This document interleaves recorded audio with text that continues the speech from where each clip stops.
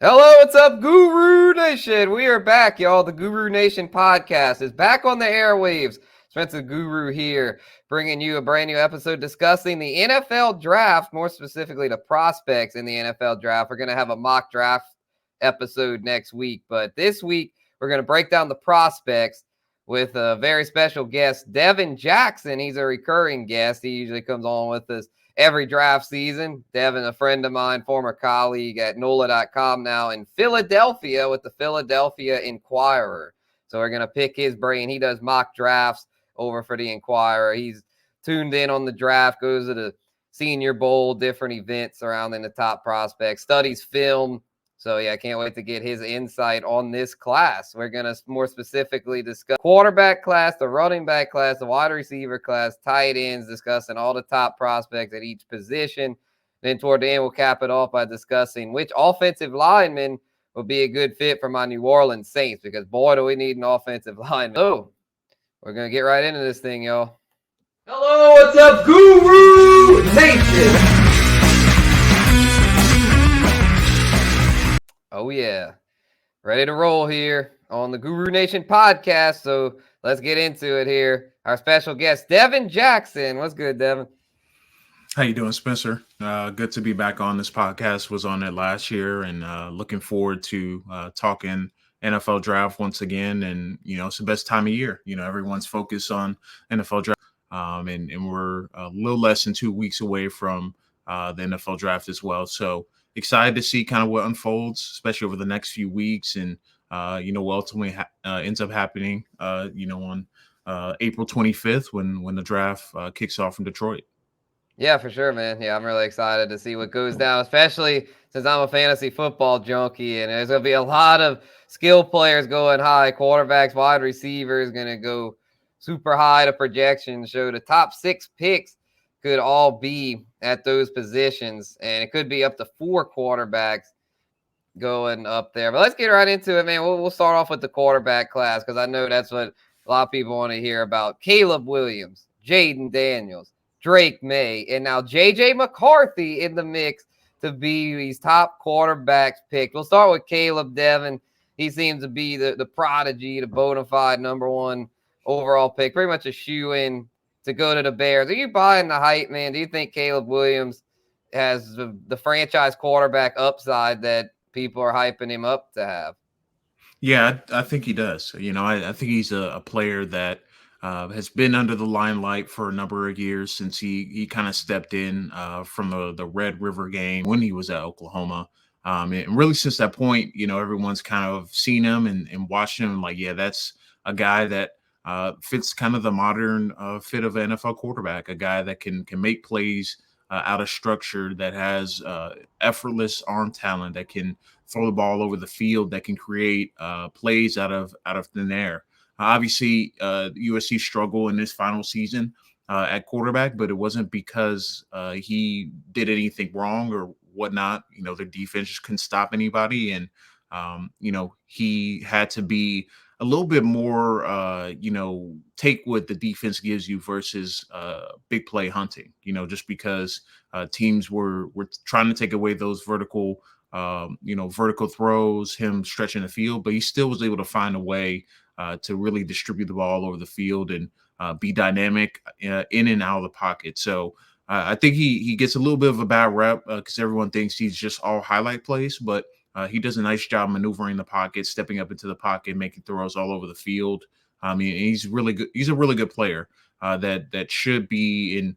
Should really help elevate the Chicago Bears. I know they just moved on from Justin Fields, traded him over to the Steelers, but Caleb Williams is kind of a different animal. A lot of people have given him the Patrick Mahomes moniker. I wouldn't go that far, but I think when you look at Caleb Williams, what he's able to do as a passer and keeping the offense moving, keeping the chains moving, using his legs in addition to his arm talent, I think he's a guy that's going to be a really good pro in the NFL. And, I'm really excited to see the Bears most likely will select him, but I'm really excited to see what he does at the NFL level.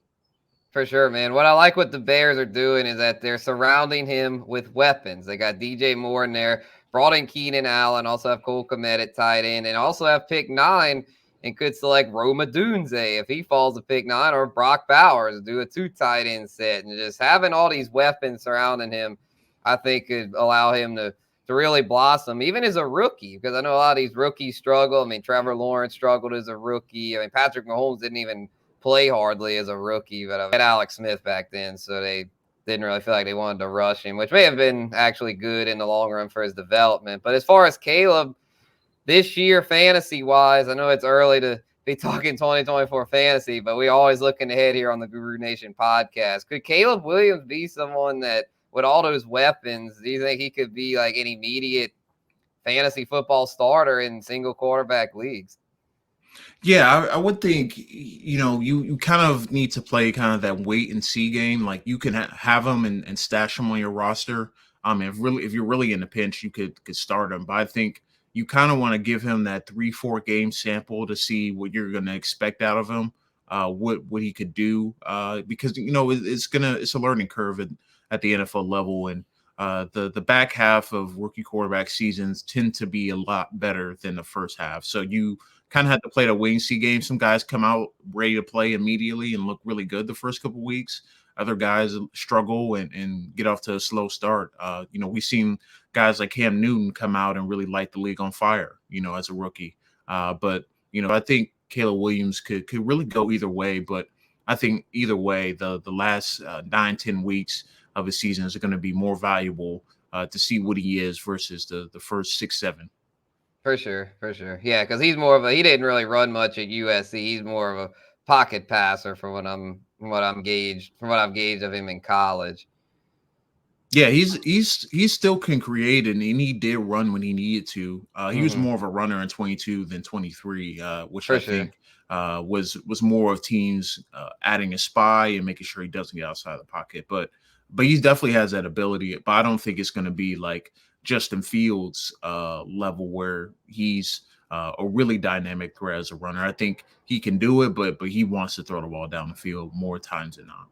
Right. Speaking of guys that can run, let's discuss Jaden Daniels, who was looking like he was going to be a shoe-in to go 3 to the Patriots, but now his stock's trending up, and a lot of mocks have him going 2 to the Washington Commanders. And I think he's a guy, because of his rushing upside. I mean, he can run like crazy, and he improved as a passer last year at LSU. I know he had a lot of weapons, but I think no matter where he goes, he could deliver an instant impact, like you mentioned with Cam Newton, because of that elite rushing ability. Yeah, for sure. The rushing ability is going to be a plus for him.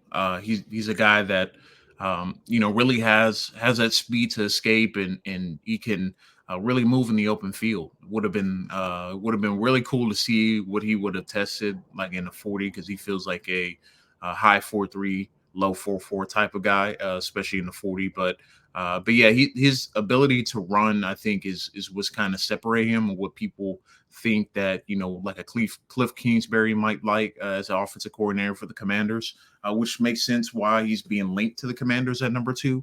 But we'll see how it all shakes out. I just think, it's going to be between Maye and Daniels, and really only the Commanders know where exactly they're going to go. But I wouldn't blame the Commanders for taking Jaden Daniels. His deep ball accuracy, what he's able to do as a runner, and just be able to spread the ball around this final season at LSU was special to watch. Yeah, for sure, man. And then Drake Maye is someone that I feel like, hey, arguably has the most upside in the class, but seems to be a little riskier in that he didn't do quite as well last season at North Carolina as some were thinking. So do you think Drake Maye is going to live up to his potential and have a good pro career, or do you see some bust potential there? Yeah, so I really think it depends on landing spot, and what team ends up with him. To me, I think the ideal fit was the Minnesota Vikings, just because they have Sam Darnold in place, and to be the starter at least for this year. But you get some more time for Drake Maye to develop, and not that he can't play right away, but I think with him, you want to continue to hone in on what he does well, which is being able to hit all areas of the field as a thrower, especially vertically. He has a really nice, vertical and seam, kind of repertoire in his passing game. And for as much as people talk about what he does as a passer, he's actually a really good athlete and a good runner as well. To me, kind of reminds me, I would say like kind of like a younger Drew Brees in terms of mobility. Like, he can move around, he can run and run for first downs. Obviously we remember Drew Brees in his latter years, but coming out of college, he was actually a pretty good runner as well. Right. Yeah, he So had he kind of reminds athleticism. Yeah, so he kind of reminds me from that aspect where his calling card isn't going to be running the football, but he certainly can make plays with his legs and keep drives moving. Um, I think it is like running ability is somewhere in between like a Josh Allen and like a young Drew Brees, where he especially early in his career he was a little bit more reckless in terms of like trying to leap over dudes and really make a lot of moves in the open field, and really in his latter years he calmed down and slid and got out of bounds when he needed to. So I think with May, it's just going to be about the development, how fast he can develop, and then also, what teams are going to be asking him to do. Because I just think North Carolina's offense isn't going to be representative of what you see at the NFL level. So I think he'll have a little bit more of a learning curve from that perspective.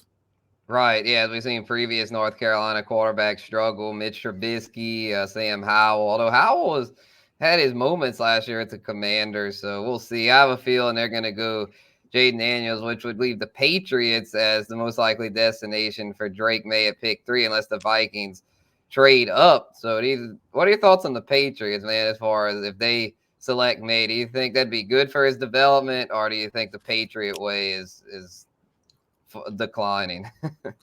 Yeah, to me, kind of feels like the Patriots are kind of weighing all the options. So a possible trade back, I think, and maybe not selecting one of the top 3 quarterbacks could be in the cards, because they just have so many other needs that they need to address. They don't have a franchise left tackle.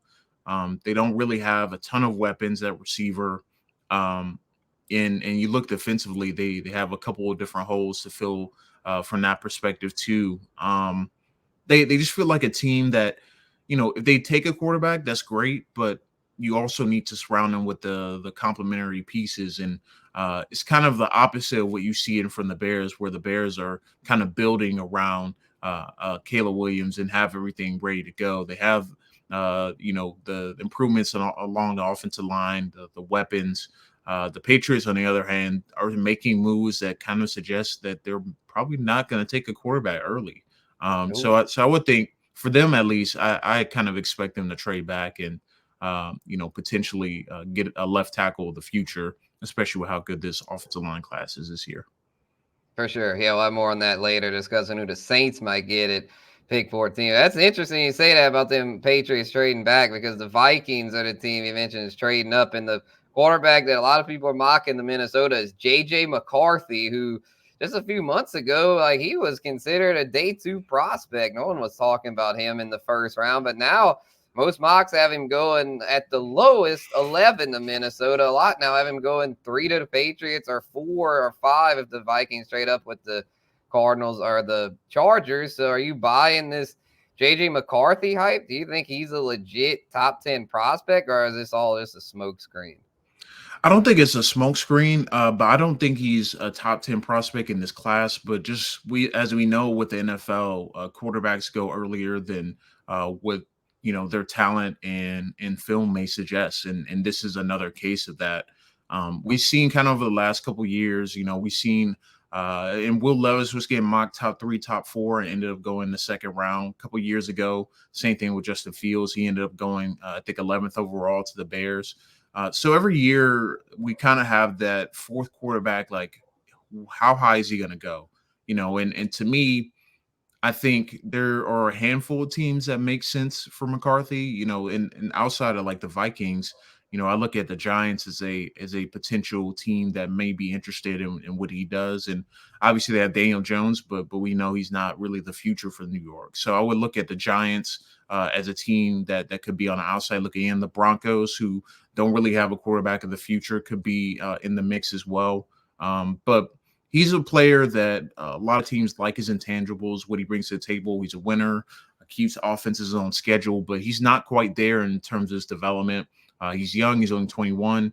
And teams like having that potential upside in players, but he's far from a finished product. And, we don't know what the ceiling is for him because we haven't seen him really at his best that many times at Michigan because they rely so much on the running game. So he's an interesting one to study, interesting one to kind of try and find a fit for. But he's a guy that's definitely been trending up in the pre-draft process.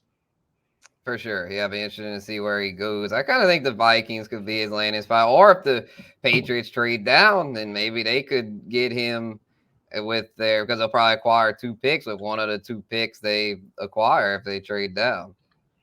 Yeah, we'll see what the Patriots do because I think it just depends on how far they trade down, and if a quarterback is there available. It could be a double trade for them. Maybe they trade down to 11, but see a guy like McCarthy slipping down the board a little bit, and they want to go up and get him. So it really it's all about leveraging what you can get and out of a player and seeing kind of how the board falls. But yeah, we'll see. The Patriots could just also if they traded with the Vikings, they might get the 23rd pick, and they could wait to take a quarterback then, like a Michael Penix or Bo Nix. So we'll see what they end up doing.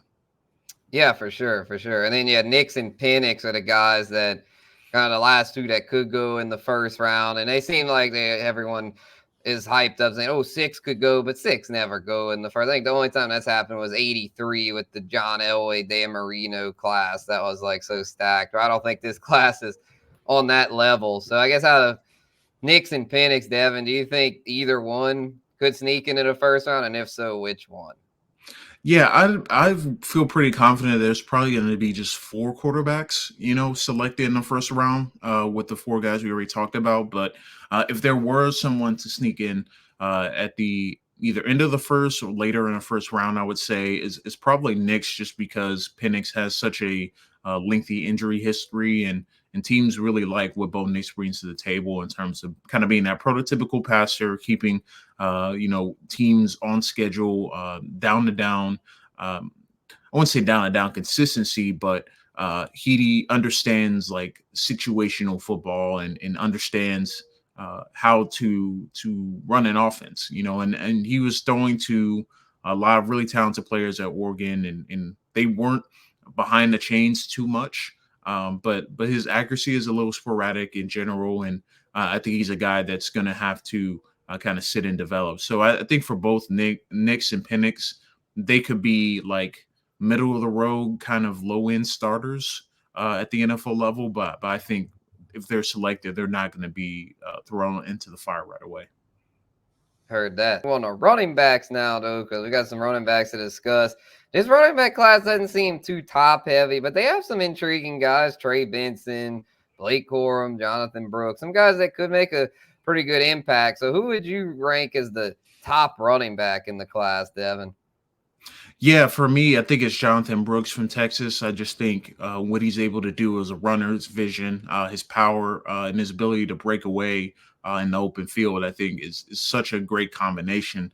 The only downside is that he had a injury late in the season and hasn't been able to really participate in the pre-draft process, which I think kind of, it kind of makes his draft range a little wide open because running backs are such a kind of a position where injuries can really derail a career and the tread on the tires as well. So to me, I think Brooks is the top guy, but I really like Trey Benson. I really like what he brings to the table, although he wasn't a big volume guy at Florida State, which I think has its drawbacks and also has its positives. Comes into the NFL with relatively fresher legs. But I really like the way he, defenders bounce off of him, the power he plays with, and just how he's able to hit the hole and go. He's kind of like a one-cut runner. Sees it, goes, and then makes things happen in the open field. And then you look at Blake Corum, who's just kind of an experienced guy that I think is going to be a nice depth piece in the NFL room, but I don't necessarily see a guy that is going to be kind of the bulk of the carries. Kind of reminds me of Chase Brown coming out of Illinois last year in terms of his role. He's more of a depth piece, but a really talented player that teams are really going to like through this process. Then you got other guys that are like more receiving options, like a Will Shipley from Clemson, who I think could be a really good third down running back, along with Dylan Laube from New Hampshire. who I think are two really good receiving backs. And then you have your prototypical power backs. Look at Braylon Allen from Wisconsin, who just runs downhill, can take on hits, and can really, he doesn't really have the straight line speed to be a breakaway guy, but short yardage slash, just power running guy. Braylon Allen kind of fits that moniker. Yeah, for sure, man. Yeah, Braylon Allen, someone that might be similar to Jonathan Taylor, like a Jonathan Taylor light. I don't want to say he's going to be as good as Jonathan Taylor because he's more just the power back. Jonathan Taylor can also catch, so he's a complete back. But this Braylon Allen kid, yeah, I think he might be getting slept on a little bit. And the one, Blake Corum, I feel like he went to Michigan. People are assuming he's going to be this great back. But yeah, I'm with you. I'm not a huge Blake Corum fan. I think that other running back Michigan had was better, and he's not coming out till next year. And I think he's going to be the one that's going to be the star at the NFL level. What was his name, Devin? The compliments of Donovan Edwards. Yeah, well, we'll all be knowing his name sooner rather than later, I would think, because that kid looks special on the national stage. But yeah, just as far as this class, so it seems like it's just a tad underwhelming. But who would you say? Before we move on to receivers, who would you say? I know you said you really like Brooks, but who would you say is the biggest impact guy for fantasy as far as the total package, rushing and receiving? Yeah, I think it probably is going to be, I would think it's just probably going to be Trey Benson from Florida State. I just think he has kind of the better profile and kind of a guy that really does a little bit of everything. And he took screens to the house, at Florida State. He was kind of a low volume carrier at as a running back and running the football, but I think he averaged over 5 yards a carry. So I really like Benson. I think he has a good complement of both sides of the coin. Though I don't think he's going to be like a top 10, 15 running back. I think he's a guy that you can get that can be kind of that second running back spot or the flex position. As he continues to grow, and it really depends on the landing spot. But I think I would bet on Benson in this class. Cool. Yeah, I think he could be sneaky. Not gonna be any Bijan Robinsons or Jahmyr Gibbs, but I mean, hey, Trey Benson, I think will be pretty solid. He's my number one running back as well in dynasty rankings. So move on now. Speaking of some really intriguing dynasty players, this wide receiver class, man, we'll just kick it off with the big dogs: Malik Nabers, Marvin Harrison. Who you got, Devin, as your overall WR1 in this class? Yeah, it's Marvin Harrison. Honestly, he probably would have been wide receiver one last year as well, just because he's really the total package of size, speed, ability to run routes, the body control down the field. But Malik Nabers on the other side of the coin is kind of the opposite. He's the twitchier, really fast, quick athlete that can score from every single position on the field, and he's so dangerous with the ball in his hands. So while you have a guy like Harrison that's going to be your true alpha number one, you have Nabers who can also be an alpha number one in a different way, in terms of like he is just so explosive and is just so dangerous with the ball in his hand. So to me, I don't fault people, having, Nabers as one or Harrison as one, but for me, it's Harrison as a top guy.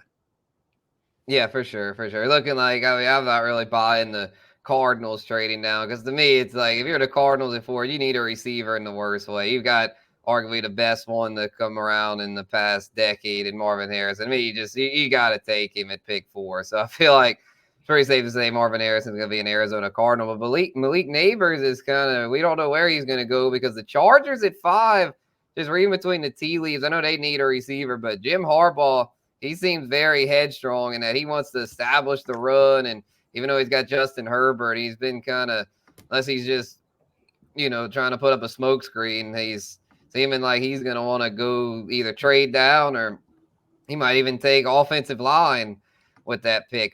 So that would leave the Giants at pick 6 as the landing spot for Nabers. I know some have the quarterback going there to the Giants, but to me, if Nabers is there at 6, if I'm the Giants, I can't pass that up, because the Giants, especially with Darren Waller, Mullen retirement, Saquon Barkley going, they need an impact weapon, and I feel like Nabers would be just that.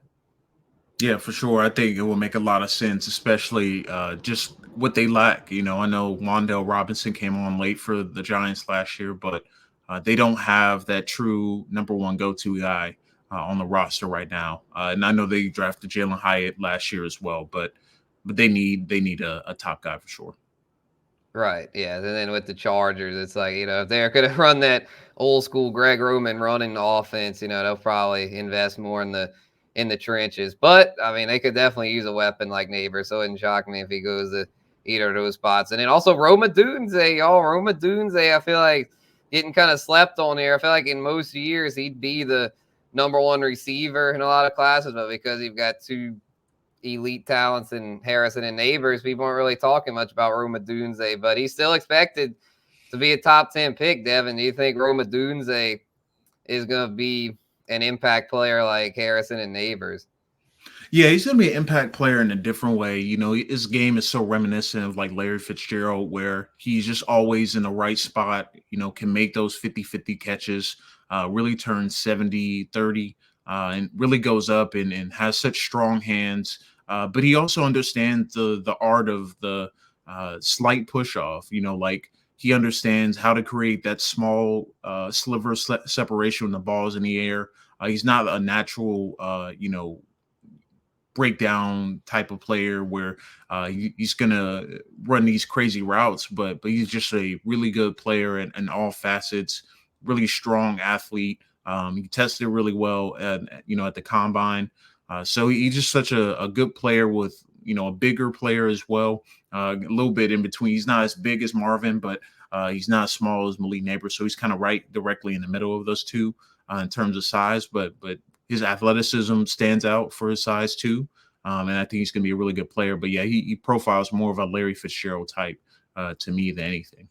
For sure, yeah, nothing wrong with that. I mean, Larry Fitz, yeah, he wasn't the flashy playmaker like Randy Moss and T.O., but he did his thing, man. He's a first ballot Hall of Famer for sure. So, yeah, it'll be interesting to see if Roma Odunze can live up to that gracious compliment. Because, yeah, I mean, I think any receiver would take being like Larry Fitzgerald. But speaking of the guy that's more of the flashy athlete, Brian Thomas from LSU, freaking 6'5", big old boy.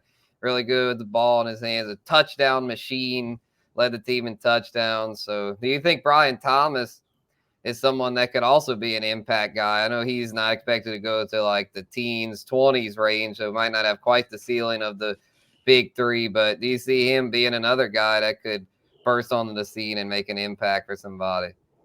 Yeah, absolutely. To me, he's just one of the better vertical threats in this class, and his ability to stack and keep defensive backs behind him on his back hip was just special. And he's only just starting to really hit his ceiling in terms of like learning kind of the art of route running and still kind of growing his game in that perspective. I talked to an LSU kind of a assistant. He told me that he doesn't even know how good he can be yet. So I think that just that shows you how excited the NFL is about his skill set and how good he can become ultimately at the NFL level. For sure. Yeah, it'd be interesting to see where he goes. The Saints didn't have such a needed offensive line. I'd be all for him going to the Saints, but doesn't seem like that they can afford to do that with considering how beat up the line is. But as far as the rest of the guys in this class, got a lot of other intriguing names. The two names that stand out to me, though, is the ones that probably sneak into the first. The Texas boys, Adonai Mitchell and Xavier Worthy. Devin, I know Worthy had the huge 40 time. Mitchell seems like a more complete receiver, but do you think these guys are first round talents?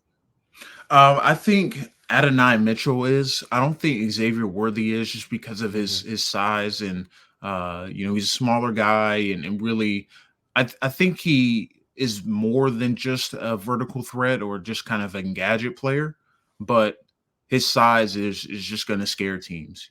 Being at 165 is. I know more teams are drafting smaller guys like that, but I just can't see a team taking that big of a swing on the first round with him. But I see him going early second round because I think a team is going to find value in that. But Adonai Mitchell was such kind of a polarizing player just because you see how smooth of a route runner he is. You see how he gets open seemingly every play, every time that he's matched up one-on-one.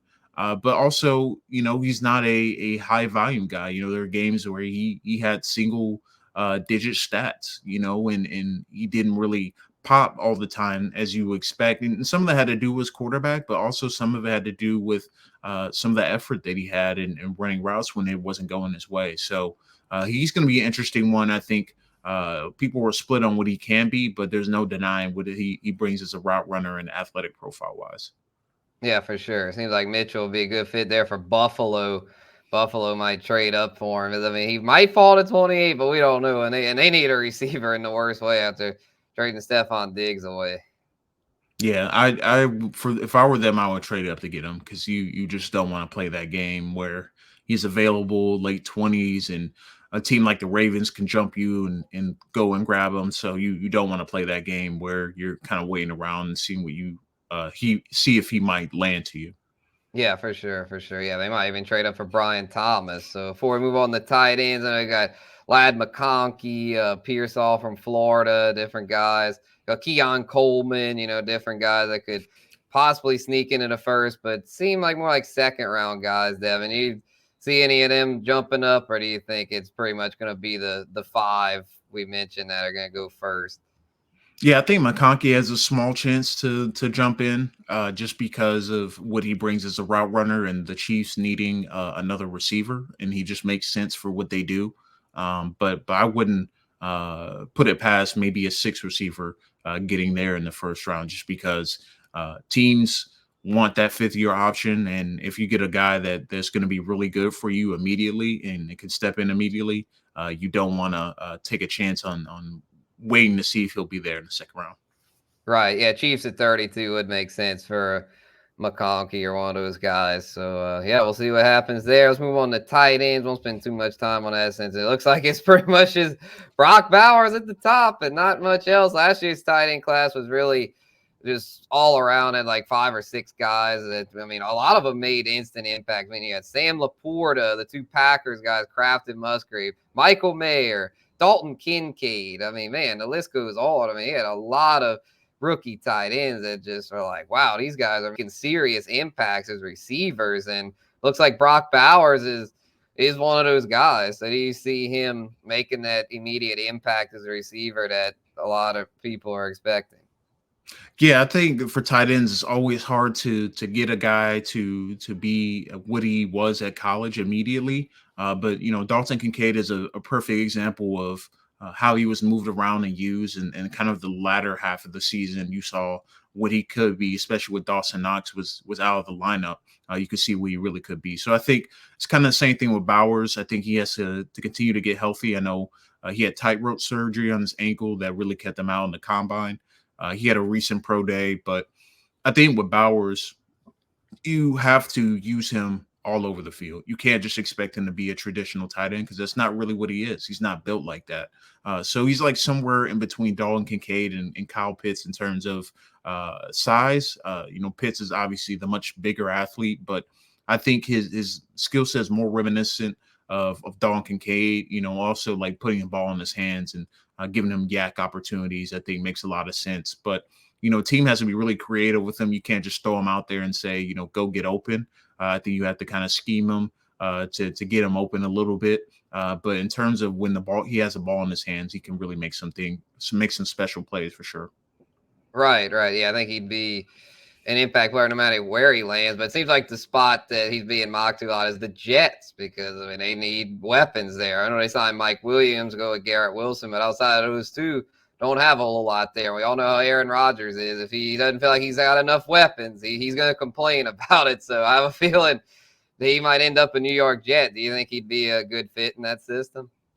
Yeah, I think so. I think they will be able to kind of move him around and pair him up with Garrett Wilson. Will be really exciting. Obviously got Mike Williams as well, but I think you just move him around. Whether he lands with the Jets or another team, and have a really good plan creatively for him. I think it's going to be really important. Yep. And then you got Jatavian Sanders from Texas, who looks somewhat intriguing. Kate Stover from Ohio State. Not much else, though. So are there any other names that you think could make a year one impact, or you think this class is pretty much the Bauer show? I would say I feel pretty confident that Bowers is gonna be the one to make the most impact. Though I will watch like a guy like Benson from Kansas State. I think he's an interesting, could be a fullback slash tight end type. I don't think he's gonna get the volume necessarily, but he could be interesting. And then Theo Johnson from Penn State could be a really big red zone threat as a rookie. But I think he still needs to round out his game a little bit overall. Gotcha. All right, so let's shift gears here in the home stretch of the Guru Nation podcast return with Devin Jackson. Appreciate everyone that's made it this far. So for those Whodats out there, let's talk Saints, y'all. Offensive line, obviously a huge need for the Saints. Trevor Penning, first round pick from a couple of years ago, hadn't panned out. Andres Pete, still a free agent, could be brought back, but not really a long-term solution. And then Ryan Ramczyk, the franchise right tackle, having knee issues, questionable if he's going to even be able to continue his NFL career. It's a sad story. Really hope he can, but I mean, you never know in this business. There's a chance he might just have to hang it up, and if so, you're going to have not one but two gaping holes on this offensive line, which to me at pick 14, it makes a decision for you. You got to take an offensive lineman, and it's a strong class, Devin. I know the dude from Penn State, Olu Fashanu, looking really good. And a lot of other guys that do from Oregon State, J.C. Latham from Alabama, Mims from Georgia. I mean, they got a lot of options. Who would you say out of all those would be the best fit for the Saints at pick 14? Yeah, I think for the Saints, you got to kind of evaluate which position you want more. Do you want to get a franchise left tackle right now, or do you kind of want to wait and see what happens right tackle wise with Ramczyk? But I think keeping that in mind, Troy Fatanu from Washington is a guy I think they should consider. He has guard and tackle versatility. J.C. Latham makes a lot of sense in terms of the types of offensive linemen that the Saints typically draft. They like kind of those bigger school type of players. I know Trevor Penning wasn't that guy, but they ultimately settled, in my opinion, just because they couldn't get the other couple guys ahead of him that went earlier in that particular draft class. But then also, I think one of the names you mentioned, Fashanu from Penn State, if he's there at 14, you absolutely have to run that card in just because he's a top 10 talent, in my opinion, in this class. But a lot of people have like question marks around his run blocking ability. But that's not what you get paid the big bucks to do, at the NFL level. You got to pass protect, and he's the best pass protector, in my opinion, right now heading into the NFL. So I think those are the three options I would look at: Latham, Fatanu, and Fashanu. I think are the three options the Saints should be considering, especially with the left tackle need even more apparent, although right tackle needs to be addressed as well. But really in this class, you have to take one early. Otherwise, you're getting kind of a project type of player. And with Amarius Mims, he's more of a project player than he's ready to play right now. So I think it has to, if you're keeping kind of that in mind, I think Fashanu or Fatanu are the two guys that makes the most sense.